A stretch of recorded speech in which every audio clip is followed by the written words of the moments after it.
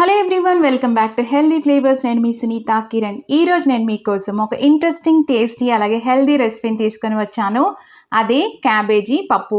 మీరు పప్పుని చాలా రకాలుగా ట్రై చేసి ఉంటారండి.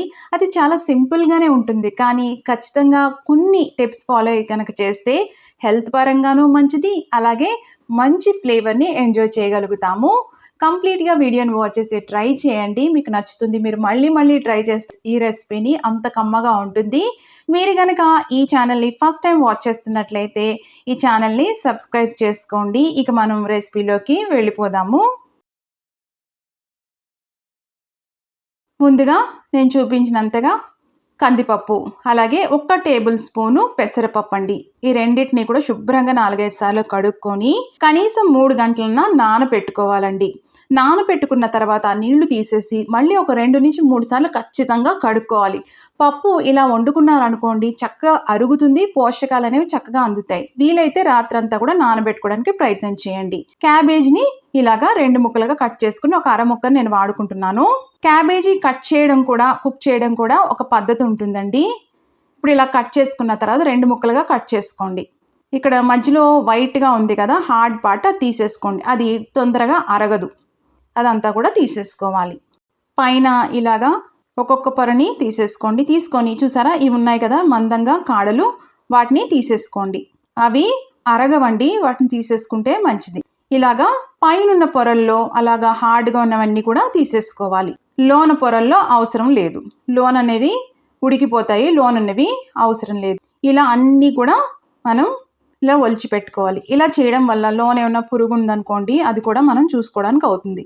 ఇలా పై పొరల్లో కూడా తీసేసుకొని ఇలాగా ఒకదాని మీద ఒకటి పెట్టుకొని సన్నగా తరుక్కోవాలి. క్యాబేజీ తరుక్కోవడంలోనే ఆ కూర అనేది కరెక్ట్గా కుదురుతుందండి. అది ఫ్రై అయినా కూడా, లేకపోతే కూర అయినా కానీ, పప్పు అయినా కూడా తరుక్కోవడంలోనే రుచి ఉంటుంది. ఇలాగ మళ్ళీ నిలువుగా కట్ చేసుకొని పొడవుగా ఇలా ఒకదాని మీద ఒకటి పెట్టుకొని సన్నగా తరుక్కోవాలి. పైన ఉన్నవన్నీ తరుక్కున్న తర్వాత లోనిది ఎలా తరగాలో చూపిస్తున్నానండి. లోనిదేమి ఆ లావుగా ఉన్నవి తీసేసుకొని అవసరం లేదు, మందంగా ఉన్నవి అవి కూడా సన్నగా తరుక్కుంటే సరిపోతుంది. లోనవి బాగానే తొందరగానే కుక్ అయిపోతాయి. ఇలా సన్నగా కొబ్బరి తురుము ఉంటుంది కదండి, అంత సన్నగా తరుక్కోవాలి. చూసారా, ఇలా తరుక్కోవాలన్నమాట. అప్పుడు చక్కగా రుచిగా ఉంటుంది, చక్కగా కుక్ అవుతుంది అది. ఇప్పుడు ఈ క్యాబేజీ తురుమునంతటిని కూడా ఒక గిన్నెలో వేసుకొని తగిన నీళ్లు పోసుకొని 1 నిమిషం జస్ట్ మనం బాయిల్ చేసుకోవాలి. అంటే మసలాల్సిన అవసరం లేదు, నీళ్లు జస్ట్ ఇలా బాయిల్ చేసుకోవడం వల్ల ఏమవుతుందంటే ఆ క్యాబేజ్ అనేది చక్కగా డైజెస్ట్ అవుతుందండి. ఇది ఖచ్చితంగా క్యాబేజ్ ఏ విధంగా తీసుకున్నా ఈ మెథడ్ అనేది ఫాలో అయితే మంచిది. అప్పుడు చక్కగా డైజెస్ట్ అవుతుంది. ఇలా చిల్లుల గిన్నెలో వేసేసుకొని పక్కన పెట్టేసుకోండి. ఈలోపు కుక్కర్లో పప్పు వేసుకొని ఒక 5 పచ్చిమిర్చి ఇలా సన్నగా తరుక్కొని వేసుకున్నాను.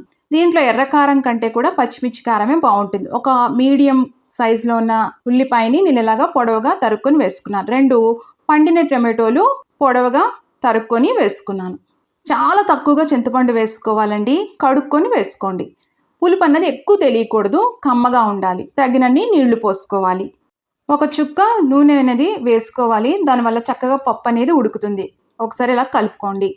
తగినన్ని నీళ్లు పోసుకొని కుక్కర్ మూత పెట్టుకొని విజిల్ పెట్టుకొని ఒక 5 విజిల్స్ వేయించుకోండి. పప్పు అనేది ఖచ్చితంగా మెత్తగా ఉడకాలి. ఇప్పుడు పప్పు గుత్తితో కానీ ఇలా మ్యాషర్తో కానీ ఇదంతా కూడా మ్యాష్ చేసుకోండి. మెత్తగా మెదుపుకోవాలి. అక్కడ నీళ్లు ఉన్నాయనుకోండి, ఆ నీళ్లు పక్కన వేరే గిన్నెలోకి వార్చుకొని అప్పుడు మెదుపుకోండి, అప్పుడు ఇంకా మెత్తగా ఉంటుంది. కాస్త నీళ్ళు ఉంటే ఏం పర్వాలేదు. తగినంత ఉప్పు వేసుకోండి. ఇప్పుడు ఇలా మెదుపుకుంటూ మొత్తంగా మెత్తగా అయ్యేలాగా మెదుపుకోవాలి. 1/2 టీ స్పూన్ కంటే తక్కువగా పసుపు వేసుకోవాలి.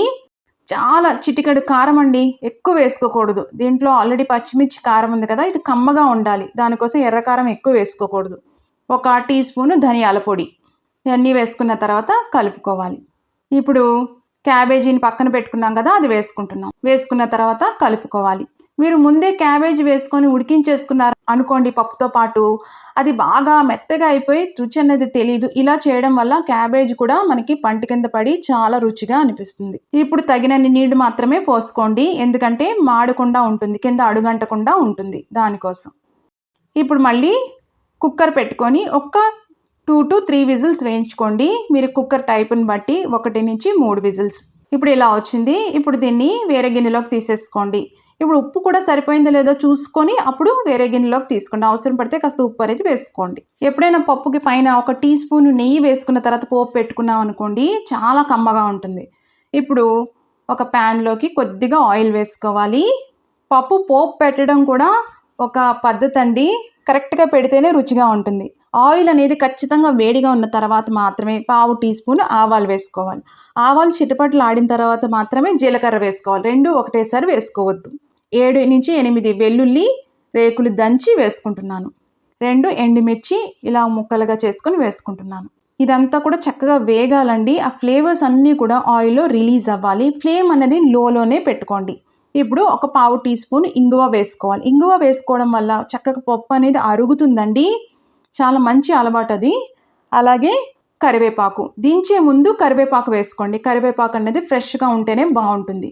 పోపు వేసుకున్న వెంటనే కలిపేసుకోవద్దు, మూత పెట్టేసుకోండి. అప్పుడు చక్కగా అరోమా అంతా కూడా ఫ్లేవర్ అంతా కూడా ఆ పప్పుకి పడుతుంది. 2 నిమిషాల తర్వాత అప్పుడు కలుపుకోవాలి.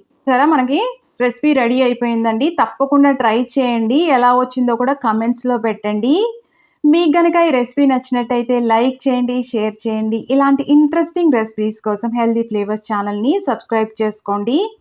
రెసిపీ సింపులేనండి, కానీ కొన్ని టిప్స్ ఫాలో అయ్యామనుకోండి, రుచితో పాటు ఆ హెల్త్ బెనిఫిట్స్ కూడా చక్కగా న్యూట్రిషనల్ వాల్యూ కూడా మన శరీరానికి అందుతుంది. దానికోసం టిప్స్ అన్నీ కూడా వేడివేడి అన్నం, ఈ పప్పు నెయ్యి కాంబినేషన్ బాగుంటుంది, ఫ్రై కాంబినేషన్తో బాగుంటుంది, అలాగే రోటీస్లోకి బాగుంటుందండి.